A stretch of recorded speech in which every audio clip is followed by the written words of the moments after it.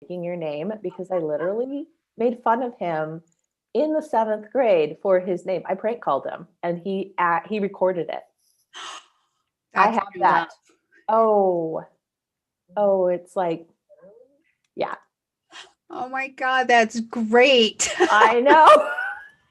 That is just fabulous. It's like, they say pictures or it didn't happen. He literally has a recording He of has you. the recording of me prank calling him and making fun of his last name. So the fact that I took his last name is poetic justice for the universe. That Yeah. is right. Right? Like karma wins every time. She's like, that's funny. Yeah.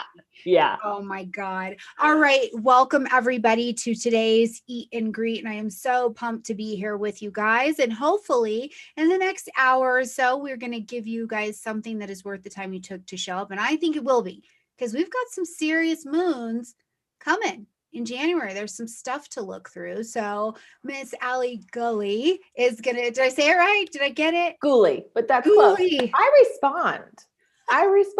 So I'm good. I get it. People are like Smokey. I'm like, I know you're talking to me. I know. I'll just say yes. I know you're talking to me. Miss Allie Gully.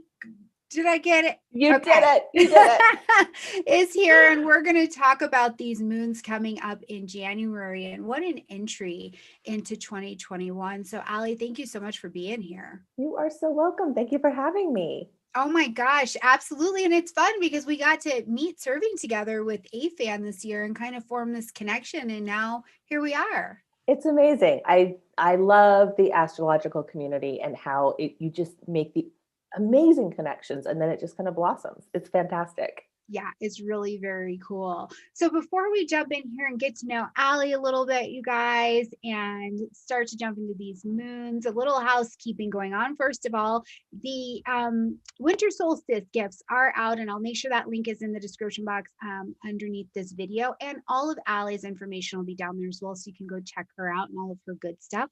But also coming up just tomorrow, the launch of the Kickstarter will be happening. So the project, it's a huge endeavor. I'm going to really try and take this on for next year, you guys, and I'm going to ask for your help to turn a portion of this YouTube channel into a university and teach classes for free for a year here. So all of the information will be launching out tomorrow. So yay for that. I'll make sure there's a link. It's going to be a big deal. I'm really excited to see how it goes. It's going to be amazing. It's going to be good. And you'll be back to teach. So and I'm going to be back to teach. Yes. Brilliant. Well, Miss Allie, before we talk about these moons, I ask everybody, and I know we're tired of talking about it, but how'd you get into astrology? Oh my goodness. I got bit by the astrology bug like most people, like during your first Jupiter return. So right when I was about 12, and I found a book in my mom's library, and it turns out it was a book club for like the esoteric that she and my grandmother subscribed to, and they had all these it was like a book club, and I was just sucked in. And then the little scrolls in the grocery store that you save up your money for. Yes. Did all of that, and it just kind of snowballed, honestly. And I left it for a little bit, just kind of tucked it away while I did all of my traditional scholar stuff of, going to the university, getting a couple of master's degrees. And then when I was a stay-at-home mom, it just kept nagging at me. Mm-hmm. And I really went and rediscovered and awoke that passion and became a serious student, found a couple of mentors. I just did almost a 3-year practicum apprenticeship with Kelly Surtees, and mm-hmm. that was amazing. I met her at UX and found my tribe. So it's been such an amazing journey. Yeah, what can I say? It's my passion. I love it. Yeah. And it's so funny. I love that you say you got bit by the astrology bug, because that's it. Because it's like, once it gets you, it gets you. And it's like, yeah. Oh, okay, I'm totally in. Yep. Yeah, it is. It's amazing. It's amazing how that happens. Yeah. Well, and now here we are, and we're ready to share with our community and see what's happening lunar wise for January. And it's interesting. They're a little tense. So did you do charts? I did charts too. You can do the charts. That would be lovely. And then we Okay, can just cool. talk through them. Yes, let's do that. So we're going to start. I'm going to make this so that you guys are not blind also. Because I don't know about you. Like I pull them up in my system and I'm like, if you're not a professional, this looks terrible. This looks a little tricky. Yeah. Okay, good. Okay, here we have it. So this is going to be our first moon that we've got going on as we come into 2021. This will be happening January 13th at 23 degrees of Capricorn. So, and it's interesting because we've spent this year kind of getting out of that Cancer Capricorn axes, and we're actually ending 2020 in a cool bookendy energy of that Cancer Capricorn, because we started the year 2020 with a full moon in Cancer, and we're going to end. And then so we jump right back into Capricorn. It's like, are we done yet? Right, that. I know. And I would say kind of not yet, because even if you look at the degree of this new moon, it is right on where Anne Ortley would call it the cardinal COVID clump. I mean, that it was because we had our first Saturn, Pluto conjunction last January, right at 22, 23 degrees. And so I kind of feel like this is going to be a little bit of a reflecting point of all of the COVID stuff and what we've learned and how we're going to move forward. This moon is really ruled by Saturn, and Saturn is doing his thing. But I will say this, I'm really happy to have a Capricorn new moon where the South Node is not co-present in the sign, right? Absolutely. We have a little bit of distance. So it's like, it's actually nice because we do have kind of a full blast of just Capricornian energy. I mean, there's nothing really taking it on the other side. So it's like, boom, let's just Capricorn. Right. And that Pluto right there is really going to magnify it. So it's really going to show almost like that purity and that strength and that power and control that we have gained. And I think it's really a personal journey that we have gained, because Capricorn is all about work and authority. And this is about our personal power. And what did we do over the last year?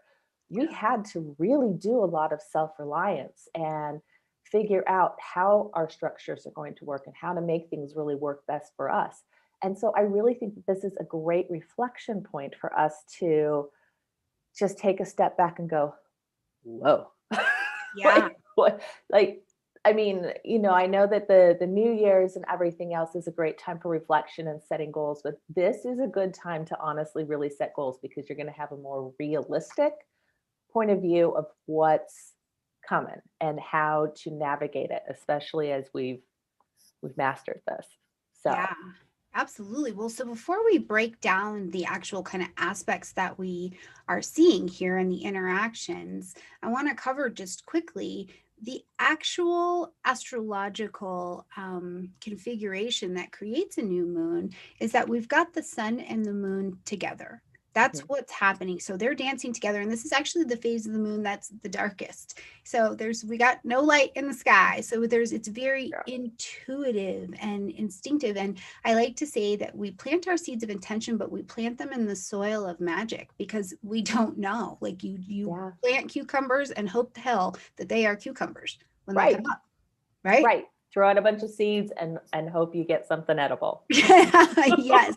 But it's neat because in this point of the cycle, what it also is it's the ending of one portion of the cycle, but the beginning of the next. So you've got 28 days to work with. And like Allie's talking about, because the sun and the moon, and these are our lights in the sky, are together, anything is possible.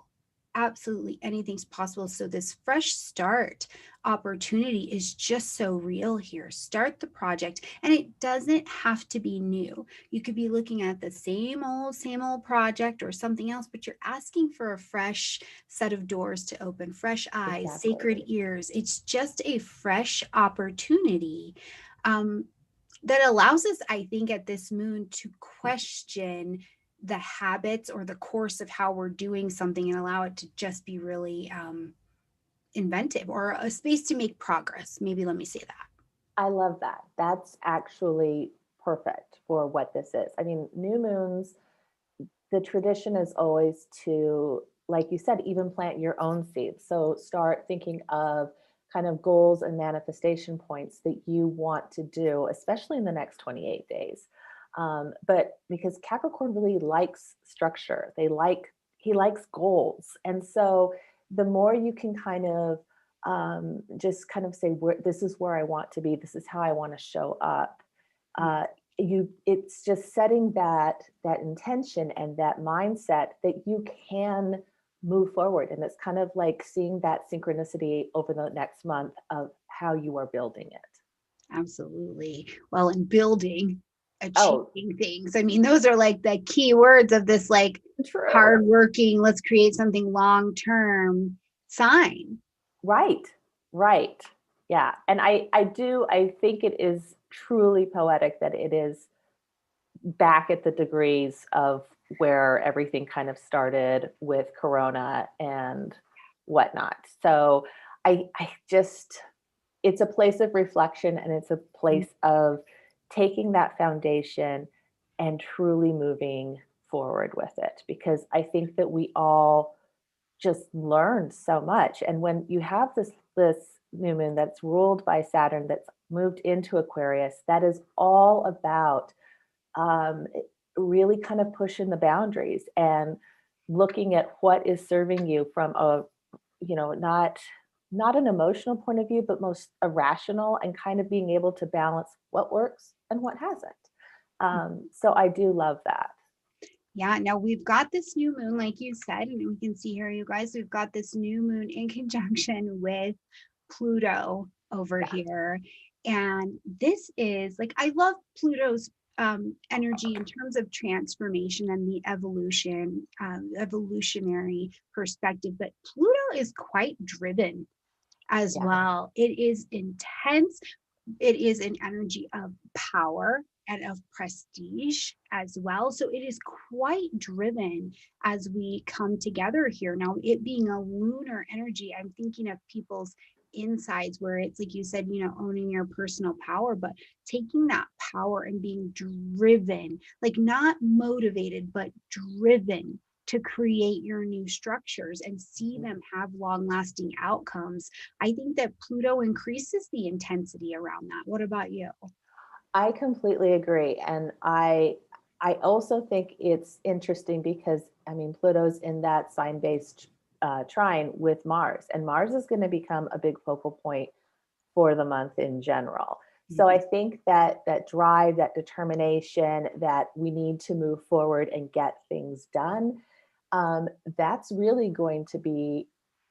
to be really taking that time of intention point, I think. So Mars is going to be not only our release and that drive, but it's also going to be a point of friction as well for all of us.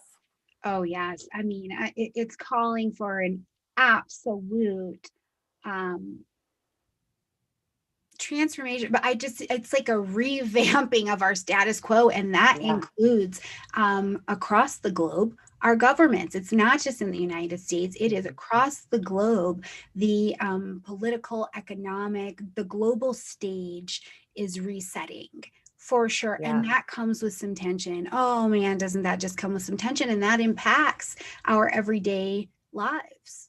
It does. And I mean, we also at this point in the month, because this is happening on the 13th in the United States. I believe it's happening on the 12th if we were over in Europe and Australia. Double check me on that, make sure I'm getting that right in my head of how I'm doing the time zones. But, I think that with that Mars, it's also setting up into its square with Saturn, and that it's starting to approach and it's starting to pressurize. And so when you have the lunation's ruler, which is Saturn, into almost an exact aspect Mhm. with Mars. And these are the two malefics. I come from a Hellenistic background. And so this is that whole piece of when you have Saturn and Mars into a hard aspect. This is the hardest aspect. Right. It's really that feeling of I want to get it right, but I just want to do it. And where do I find that balance? Or it's so that's the piece, because Saturn wants to get it right. It wants it to have it be enduring and have its legacy. And Mhm. Mars is like, dude, I don't even care if we have to redo it. We're just moving. I don't care. Right. We're for the sake of moving. We're just moving. So Right. I'll We're fix it gonna just later. get it done. Just get it Exactly. done. Exactly. And so you could be feeling during this moon a little bit of that stop go energy, that do I want to really take this leap and just move forward, even though I don't have all the information? Or am I going to hold back and wait to see how this plays out? That could be a big piece of this energy. And I do want to remind those of us, and I will include myself, that most of us want to have all the information before we make a decision, but that is not always possible. Sometimes you have to make decisions on like 50% of the information, and you do kind of take that leap of faith, which I see with the Jupiter and the Mercury right there as well. I mean, Yeah. this really is taking that leap of faith with just the information that we have, and we're just at the beginning stages of Aquarius. So we don't have all the information, but we know we need to move on and set up new structures and figure it out, and have that faith in ourselves that we can figure it out as we go along. Yeah. Well, and I laugh because I always see and teach, Saturn and Mars as they interact. It's that very parent teenager dynamic, Oh yeah. right? Whereas like Mars is like, well, I do what I want. And Saturn is like, in fact, you don't, it's just It is. it's Yeah. it's frustrating. There is a frustration that comes from the uninhibited Mars. Now, I will say, I think that Mars being in Taurus has made him a bit more amenable Yes. to this square. So the desire's there, but he is a bit more slower moving. So as opposed to, had this been that square with Mars and Aries, like it had been done. It would have been done before the square probably even happened. Yeah. Yeah. So Yeah. there's a little bit of a small lag time that I think is available here, but also the Mercury Uranus square. I actually love that because I think in a very mental way, it brings that sense of excitement and curiosity Yes. to go explore. And Yes. we need that. I feel like we need the internal motivation to get us moving in that very external way. So the other thing that I was thinking about is because sometimes that Pluto interaction can also bring like a power struggle or like a sense that something's coming. I feel like Mercury here is the flag bearer for some maybe unexpected news, and that stimulates the rest of the action. I was thinking the exact same thing, that we might really have some unexpected news that is going to push us to action. We may be just fine and comfortable in our little area, but I would wait for the messages coming through, because they will completely trigger something very intuitive, and you will just kind of know. I mean, but that's also the energy of the new moon, is that you really need to almost turn off that piece of logic and really look inward and listen to yourself. Mhm, Um, mhm. I was born during a new moon, so I love this energy, but it does cause for you to kind of just take a leap of faith, honestly. But yeah, that unexpected news can be the big driving point. Yeah, well, and then and I have to just tell you, like, I love the new mooners. Like people born during the new moon phase, you guys just crack me up because it's this magic of you're very intuitive and instinctive. And it's like, oh, is that a thing? Let's go do it. Right. And it's so good. And you have this sense of intuition that I don't believe other lunar phases have. But what also is the challenge, I think, is you guys know something's coming like 5 years before it happens. So having to Yeah. wait terrible. Oh, it's so bad. Terrible. But I mean, that's true. I mean, my son's also a new moon kiddo, and it is interesting to watch because the two of us do know like something's up, something's wrong, something's gonna happen. But then you're just kind of like on hyper alert going, what's it? What is it coming? But yeah, it's oh gosh, it is It's something. it's a riot. I just love it. So when I have new moon clients who come, they're like, I just know. And I'm like, I know you know. Now we have to practice waiting. It's like a real, it's a skill when that's the phase you're under, right?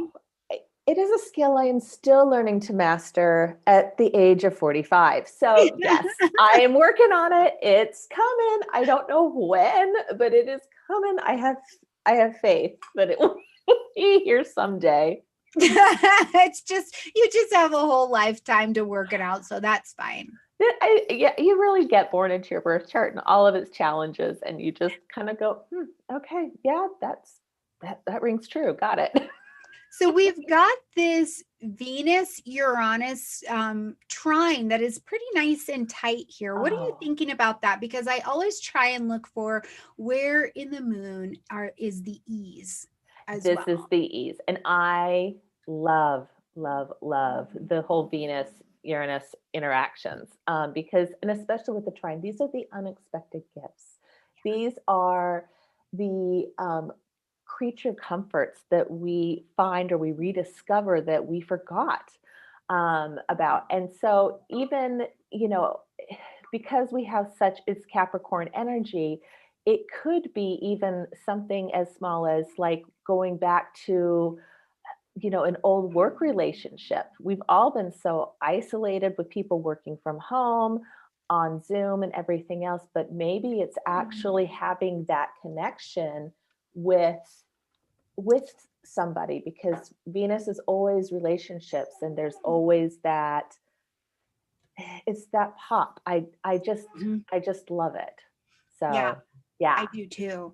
I just think it's such a, and really it's funny because it still brings very Venetian qualities to the table, like romance, and that is, I don't know how many times it's like, when am I going to get married? When am I going to, and those seem like stereotypical questions, but for some people, this is an actual life's work of getting prepared to have that relationship and have that experience in your life.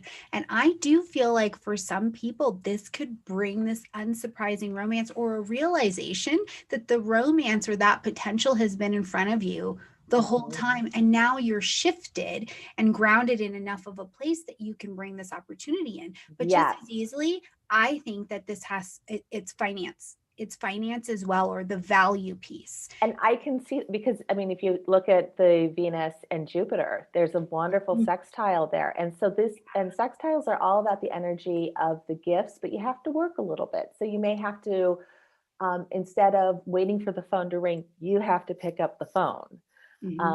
But this is a really nice aspect for this new moon.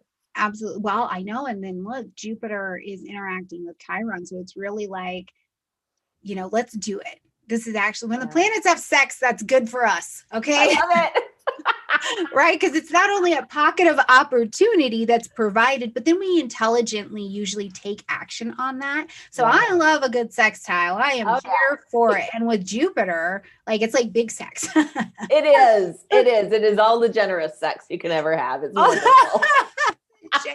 I love that. Okay. So if we're going to summarize this moon, what do you think? What's the story we have to offer at this moon that we can consider as we're going into January? Oh, I love that.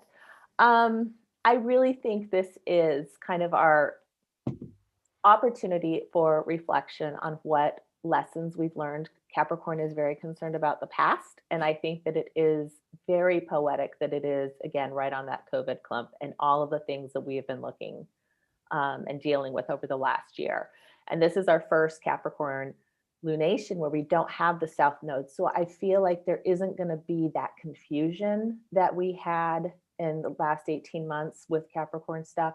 This is really pure Capricorn where we're going to be able to really set the goals and be able to focus on what matters.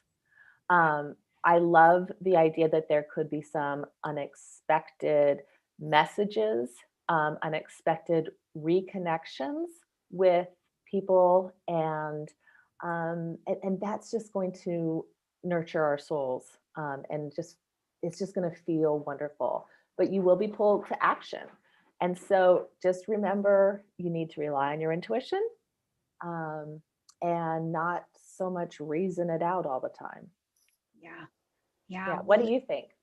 Well, I think, something to consider is energetically what we're working with is that the effects that we're going to feel from this particular new moon, we're going to have them for about 4 weeks in the small lunar cycle. So by the time we're getting back to that February 11th new moon that'll be in Aquarius, you can kind of watch what's happening over the next 4 weeks of the development, give it some space to grow.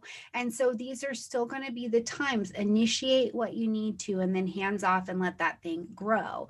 But the other thing that I'm thinking of is just, I feel like that Plutonian energy, because they traveled together so much, Pluto, Saturn, and Jupiter, for the last few years, and now it's just Pluto left behind. So it's kind of like whatever's been built up, whatever's been in the depths and in the struggle or the power struggle or the thoughts that are back there about making it practical. Now with Saturn and Jupiter having moved on and Pluto caught up in the moon, your emotions are wrapped in the understanding that it's like, I can't stay and do it the way that I was. I really have got to be motivated to take this leap. But unexpected and beautiful things show up that help give us the courage to do so. So I think it is extremely intense. I think it's complex. It's a moon, right? Our internal natures are complicated at best. I mean, the most best, yes. Yeah, I love it. Stephen Forrest is like, the most complicated things that have ever walked into my life came on 2 legs. So it's like, yeah, people, the people, and how we're going to navigate the peoples is complicated. But I do think that we need the internal intensity of this moon to get going. I agree. And I mean, of the 2 moons, this is going to be the easiest for January. And I really love the idea of looking for unexpected gifts through action. Oh, and generous sex if that's available. Oh, hey, yeah. I mean, come on. Okay, so let's take a pop in here, and I'm seeing the chat light up with people where it's happening in their chart. So if you don't have your chart already, make sure you snag one. You can go to astro.com. You can do that. You can order one for myself. Allie, do you do charts?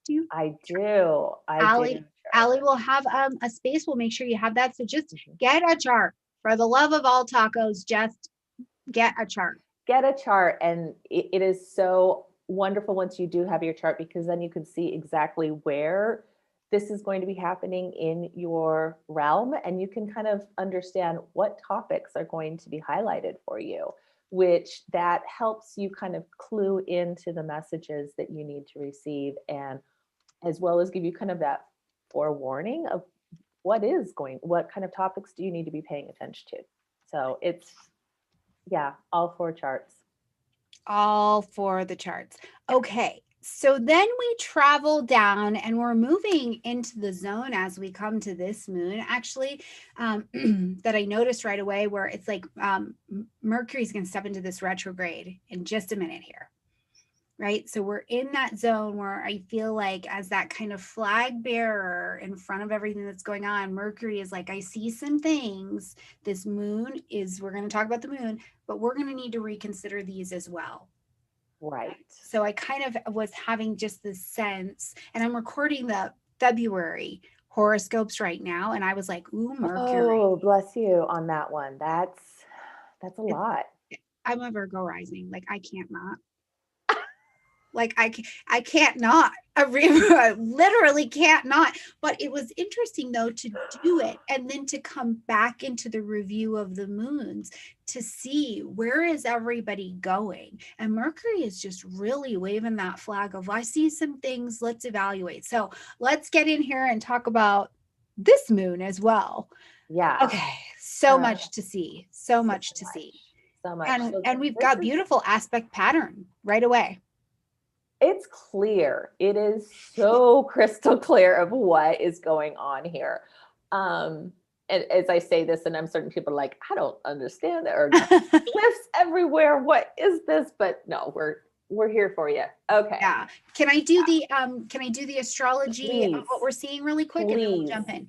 Okay. So at the new moon, the astrological aspect that created that, the configuration, was that the sun and the moon were together.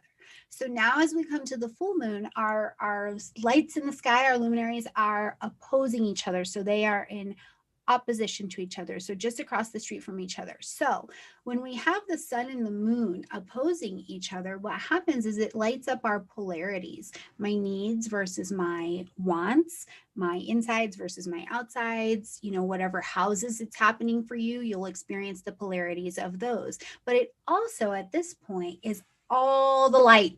This is all the light, okay? Like you're going to see the nooks and the crannies of your conscious, subconscious, unconscious, the last 17 lifetimes. You see it all.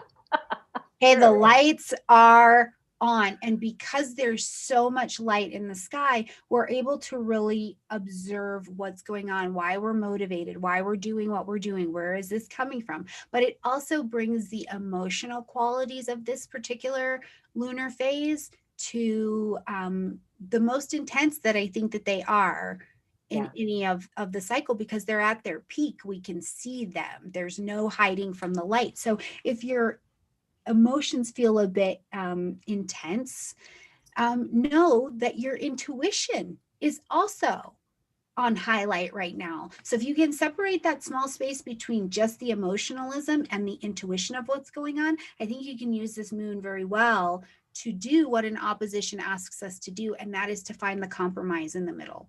Where can we integrate both sides of this opposition? Yeah. Okay. Yeah. All right. Yeah. Yeah. And just to add to that, I mean, so the sun always represents the ego. So where am I kind of getting that sticky point of where I'm hooking in emotionally? And then you have the moon that's also that is your emotional body. So and whenever you do have an opposition, that is a either or choice that is pushing you to make that decision, like Stormy was saying.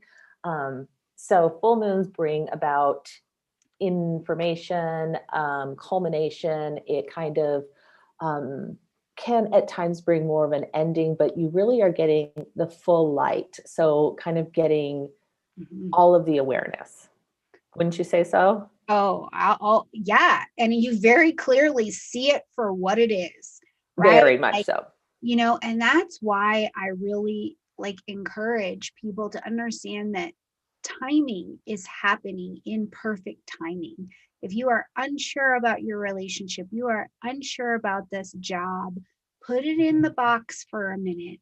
Look at it again under the lens of a full moon. The lights are on. You see it for what it is, whether you feel good about it, you feel bad about it. That's not it, but it's going to show you under all this light the purpose of what's in your life. Does it still have purpose, or is it time to retire that thing? I teach that full moons ask us to end, acknowledge, or adjust.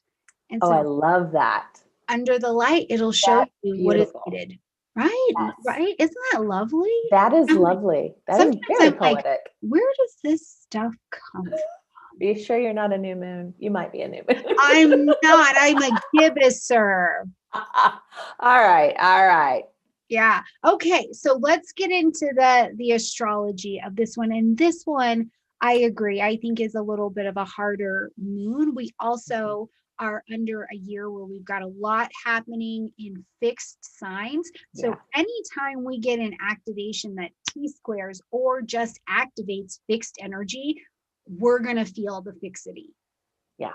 And that's a little bit harder to move out of, because if you know anything about fixed signs, we're not easily convinced to stop doing what we're doing. Yeah. So Stormy, which day is this happening? I believe it's on the 28th. Is that of January? This is, yes, we've got the 28th. 28th, and just timing wise, in case you're pulling the chart, I always set it all the way to the east in New York. So it's 2:16 p.m. in Eastern time. Yeah. And then you can just back up from there. Perfect. So because this really is a huge, this is where let me back up.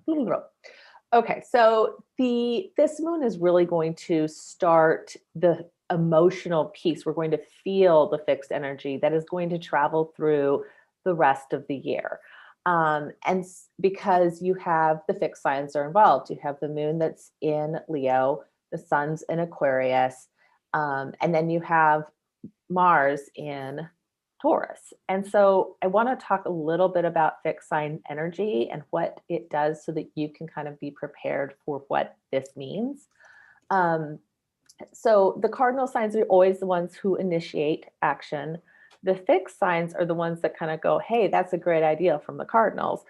I'm now going to put it into practice and I'm going to see it through. Like they are the ones that persevere. They are the ones who problem solve and are sticking with the situation at hand. And then the mutables come in and they kind of clean up the loose ends and they like things to be done. They are very comfortable with all of the endings and whatnot and the flexibility of how do we get everything done at the last minute. So the fixed energy, though, I mean, it is wonderful there because they are the ones who will get things done. They're not like last year we had a ton of cardinal energy. It was a lot of starts and stops and starts. And then we now have the fixed energy, which is going to start pushing things forward. And like I said, this is going to be a lot of energy. So when you do have the T square involved with the moon, the sun, and Mars, I mean, those are pretty much and like on per degree. The tension point is really going to be all on Mars. And Mars is our planet that wants us to do something, right? Yeah, and he's sitting in Taurus, which is like, well, I mean, we will, but slowly. He's We like, will. oh my God, when do I leave your sign? This is slow. I mean, that's the thing. Like Mars in Aries for the last 6 months, he's been running like full steam ahead. And then he gets to the Earth sign and it's like he runs and he now has to go through clay. Like he's frustrated. And as a result, though, Mars can get a little passive aggressive in Taurus. It's like, like you walk away from like a Mars Taurus thing and you're kind of like, should I be offended?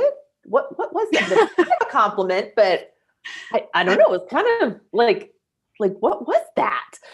Is it me? Is it you? What was that? And so this is kind of the energy that we have going on here, especially with the lunation being in Leo, which Leo is all about me. It is all about what is, it's the I energy. It's trying to make myself shine, so to speak. And when you have that piece of with Mars just kind of poking at it, you could take things very personally this moon. I would just kind of at this point give people grace. I think that that's my biggest takeaway from this because your feelers are going to just be out and raw and just do a different kind of release. Go walk through the forest. That's a very Mars Taurus thing to do. Rock climb. I don't know what you want to do, but that I would definitely find a different release than attacking another person or letting yourself be attacked. Yeah, absolutely. Yeah. And it's interesting because in the dynamic of it, whichever way you set your chart, the moon is like out here is a singleton.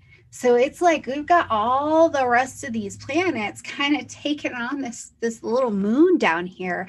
And in the sense, when I just close my eyes and sit with that, I'm like, this to me also feels like our own self-esteem really is, it's not under attack, but we are set with it where it's like the whole world is out there and I'm this one little thing, so it is, I feel like a self-esteem building kind of moon as well. But at first it can feel like, oh my God, all of that and me, Right. So it's this idea of taking our own creativity or our own, whatever it is that you have to say very Leo, our own project, and being willing to offer that out there into the world, even on wobbly little baby deer legs, right? You know, Yeah. it's, you know, being courageous doesn't mean there's no fear, but it does mean that you're doing it anyways. And that opposition is asking for the compromise somewhere between all of those big energies out there and your one little energy. Where are you going to compromise to get this thing out there, to put yourself out there? So it's an interesting energy where, too, the other thing I'm thinking of is I'm just looking at Venus over there, and Venus and Pluto together. Like, I feel like we're in this moon feeling like, oh my God, like, can somebody just hold me? You know? Right. Yeah. And it's Yeah. kind of not available like that. Instead, it's focused on getting something out there and having to stand on our own 2 feet, really. You know, I mean, it's interesting too, because I mean, there's so much going on in this chart, right? So you have Venus that is pretty much right on top of Pluto. And then you also have Jupiter, which is Cazimi, the sun.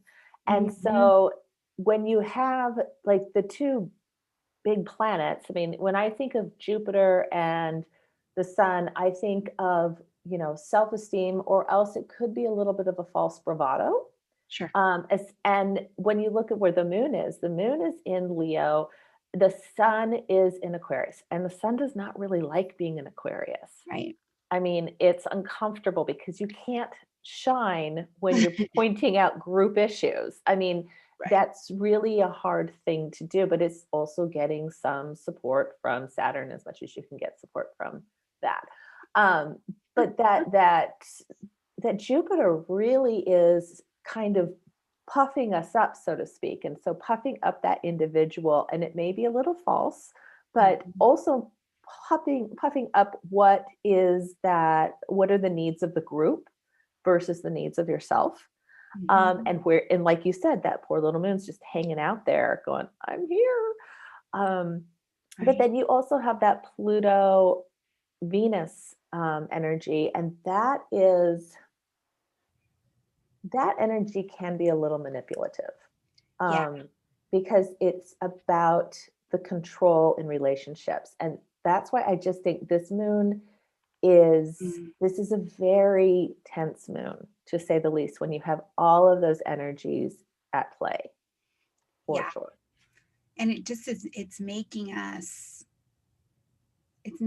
want, like, I feel like the desire factor at this moon is just so high. I want Agreed. this. I want to experience this. I want this at a deeper, more intense level. Things like that, I think, are definitely a part of that conversation. And it's okay. We just need to make sure that it's healthy, right? Like, you Agreed. can want it, you can have it, you can go for it, but you don't want to bring something into your life through manipulation, because whatever starts with the lie is going to end, right? Like, it's Completely. gonna, and all the things have to come to light. So if you're consciously at this time misusing power or authority or affection, I think that we will see troubles there. But instead, let desire move you towards what you Right. would definitely like to experience.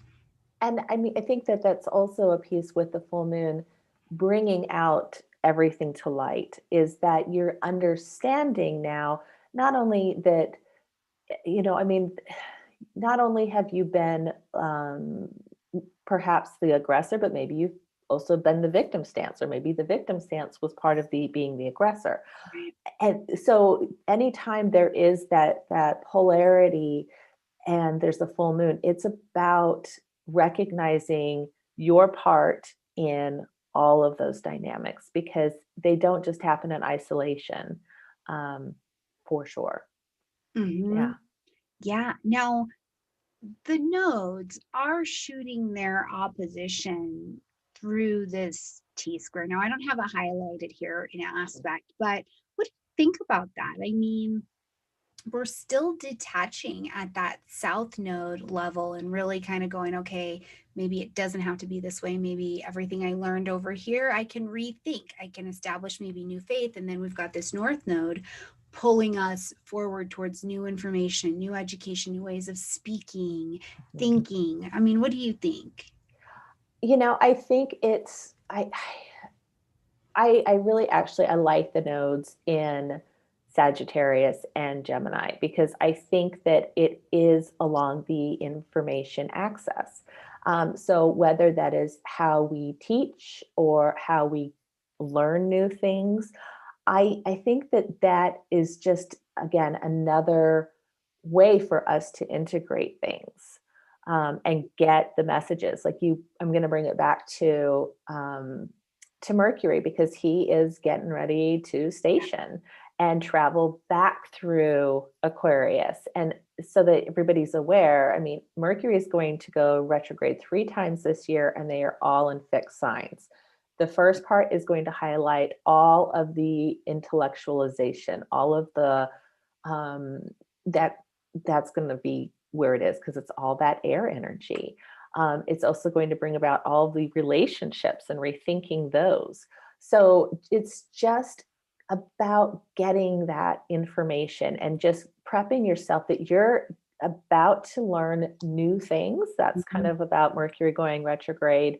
So be open to that because all of this stuff is just about educating yourself. And like, I believe it was Maya Angelou that said, you do the best you can. And then once you learn better, you do better. Yeah. And that's exactly what it is. Yeah. So now if you have planets or you've got points, one of your angles or a point around the degree of the moon, you're going to want to be paying attention to that. Now, I'm an orb snob. I am an absolute orb snob. I'm like, no, you get 3 to 5 and get out of here. That's where I am. I am the same way. I'm so, well, I think it's the Virgo thing, right? I mean, I'm going to be precise. Dang it. That's my job. I think so. So it's like, okay, so if you are within 3 to 5 degrees on either side of this 9-degree moon, you're going to want to be paying a little bit more attention to what's getting swept up in those particular energies as well.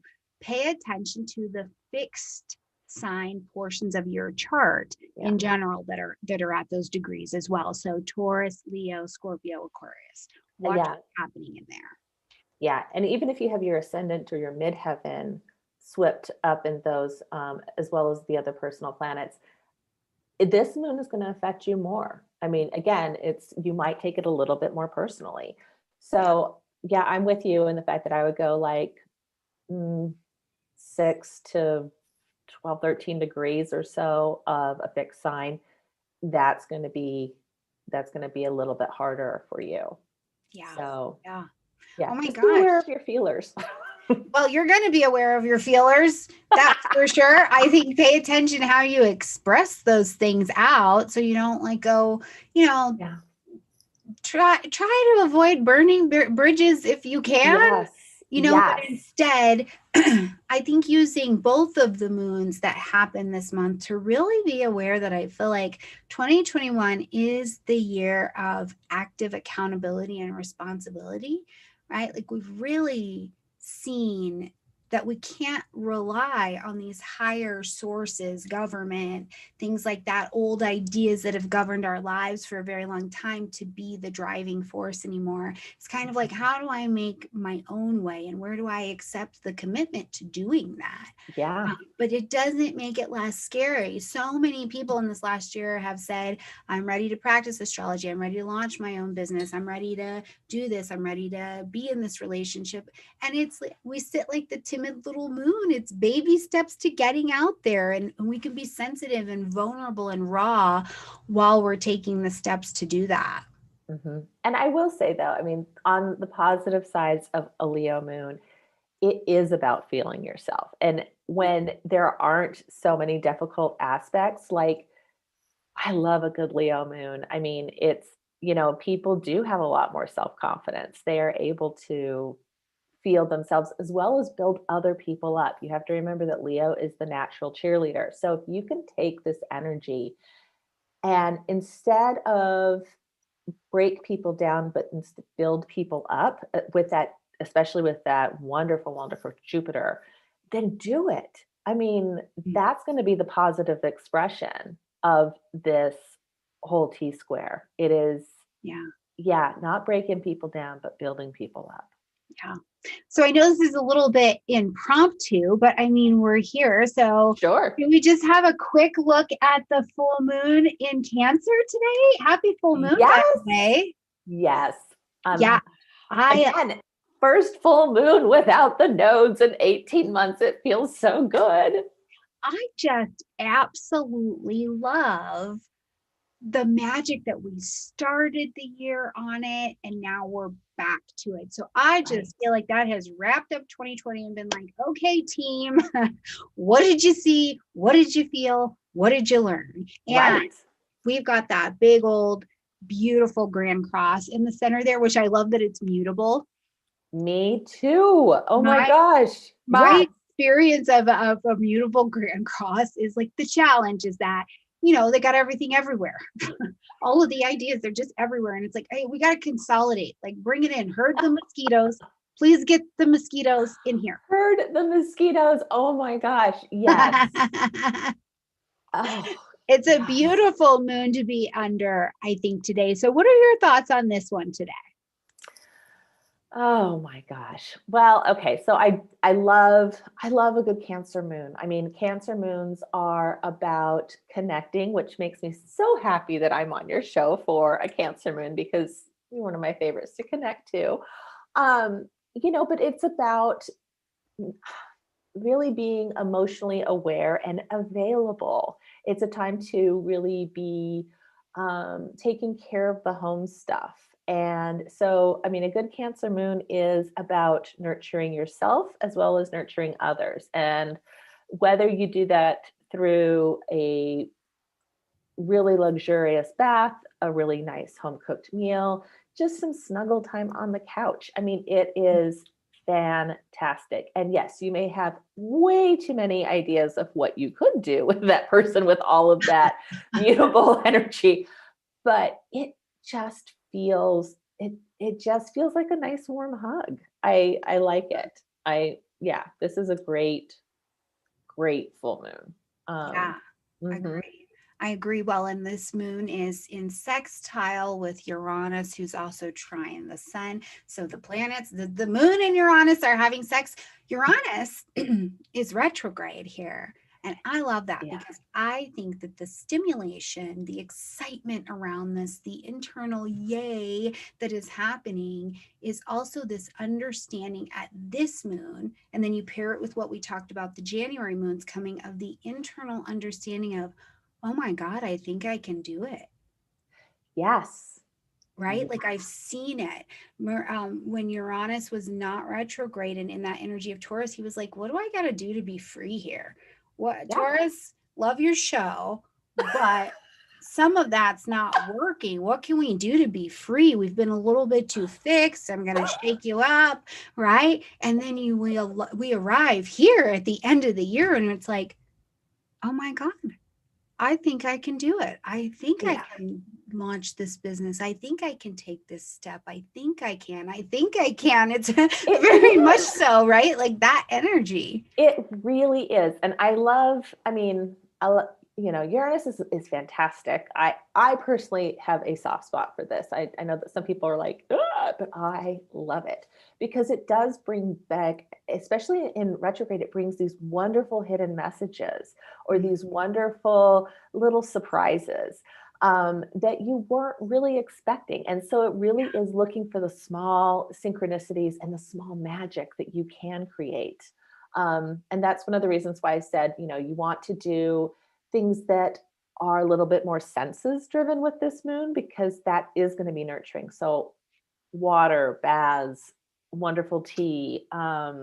an amazing stew or something, but so that you can share it with others. This is not a selfish moon. This is just, I belong. And that is such a wonderful feeling, whether you start feeling like you belong to a family, a community, um, into your own self. Like it's a harmony piece. And I love that. Yeah. Oh, I love that you said that into your own self, because we do see that we've got this sharp T square with Chiron happening here. And that Mhm. idea of like, um, my needs and my wants are still in the polarity, but as they come through the apex of this Chiron energy, is the what is my identity piece? Mhm. Right? Like, who am I? Now, we've had a retrograde of Mars in Aries. We've had a retrograde of Chiron in Aries. We've seen it, we've looked at it. So at this point, that what do I need? What makes me me? How do I hold my own in relation to this planet? I agree. I think it's just so lovely today. And then how do I consolidate all of my mosquitoes and get these tacos in a row to take that identity forward with these fresh, kind of motivated ideas to do so? I mean, it's really so nice. Yeah. Yeah. No, it is. It's just, I really was looking forward to this lunation. And when we rescheduled for today, I was like, oh, this is perfect. I know. Yes, because if you guys remember, we were supposed to, what was it? Yeah, on the 15th, we were supposed to Yeah. get together, and that's when all my dental drama started and the All the bottom fell Saturn. out. Yeah, thanks, Saturn. I know. I was bracing myself. I was like, Saturn, I know you're coming for me.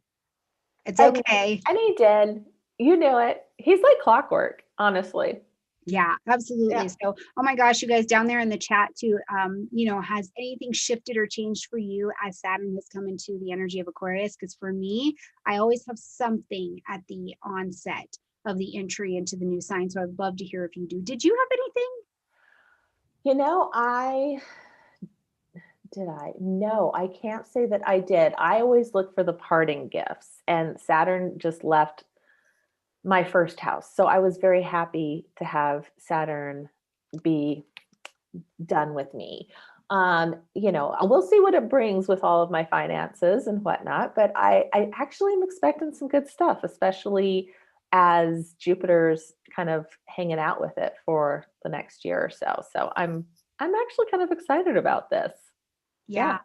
Yeah, I agree. I mean, I think that I definitely saw the parting gifts as well as like a mixed bag for the last 2 weeks. You know what I mean? Yeah. It did leave the idea of how I'd like to show up for our community next year and the resources to understand how to do it. I really crystallized those this year. It was an intense year over here, but a lovely one that I think got me perfectly prepared for 2021 and to show up around here and in my That's own life. awesome. Yeah, and I mean, I think about all of the things that Saturn brings a lot of gifts. It's a lot of struggles, and you can feel a little alone at times, depending upon where he is in your chart. But I'm just really welcoming this new energy. So it just feels different. I mean, I had more people on social media who are not astrologers be like, something something changed. Like, I feel so much more optimistic. And I'm like, Right.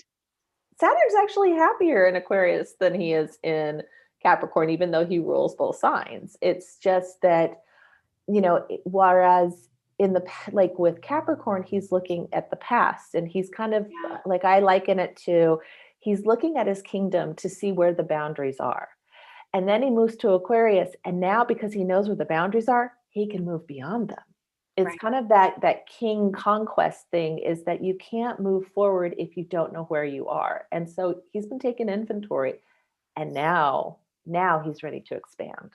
Yeah. Oh man. And it's going to be good, solid, steady expansion, like the stuff that you can stand on long term.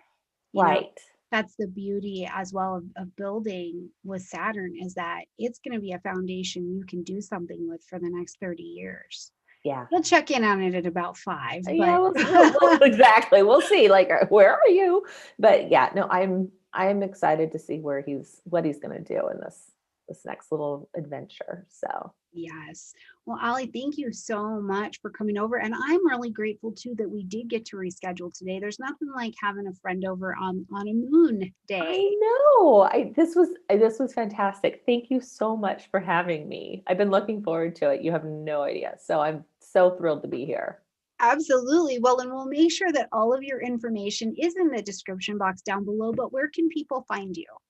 They can find me at the ascentastrology.com is my thing. And I do natal readings, I do wedding elections, I do year ahead consults and forecasting.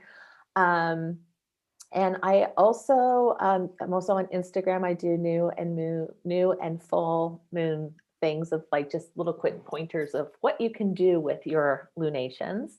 But yeah, that's where I am.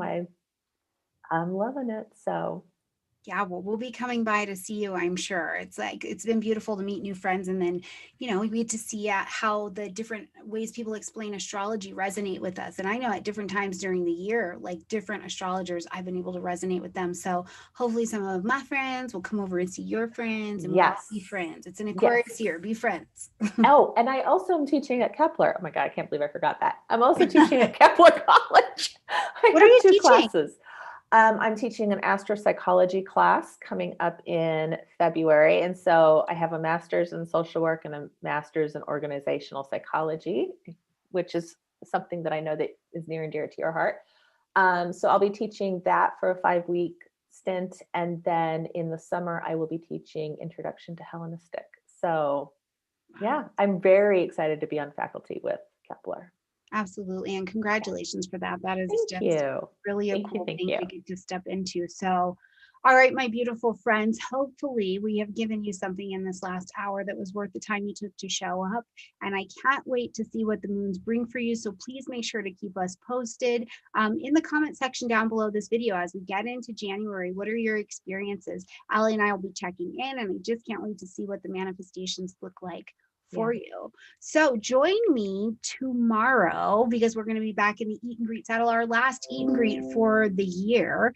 We're going to be talking about solar returns with Tracy Rogers. So, and from the last Eat and Greet that we did, I snagged a couple birthdays. So a couple of you will actually be getting your solar return chart looked at in the show tomorrow. So, well, that's awesome. Oh my goodness. I know, isn't it so cool? That is awesome. Yeah, it's just coming together over here. So we will see you guys tomorrow afternoon for another Eat and Greet. So thank you guys so much, and we'll see you next time. Thanks, you guys.